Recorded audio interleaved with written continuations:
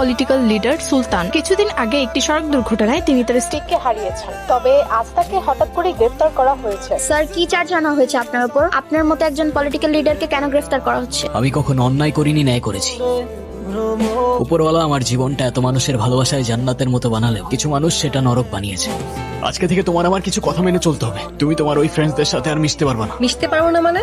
ওরা আমার friends. Friend হলেই হাক করবে, ইচ্ছা হলেই গালে টাচ করে দেবে, এমন কেমন ফ্রেন্ডস আমি বুঝলাম না। তুমি বুঝতে পারছো তোমার এই কথাগুলো কত লেম শোনাচ্ছে? ওরা আমার ব্যাচমেট আর আমার ফ্রেন্ডস থাকতে পারে না? না পারে না, এসব ফ্রেন্ডসের কোনো দরকার নেই। না মানে তুমি বললার হয়ে গেল?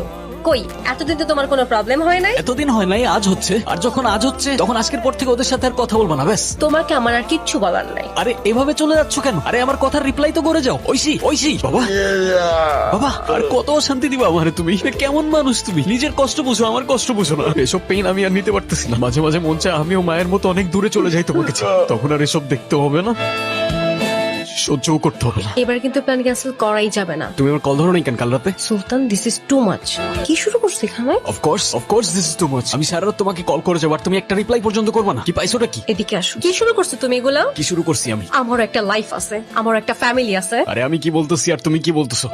আমার কল দেওয়ার সাথে তোমার ফ্যামিলি কানেকশন কি? আম্মু সারা রাত আমার পাশে, কিভাবে আমি তোমার কল ধরবো? আর আমার ফ্যামিলিতে কি চলতেছে তোমার কোনো আইডিয়া আছে? কি চলতেছে তোমার ফ্যামিলিতে? ট্রিপিক্যাল প্রবলেম। বিয়ে দিতে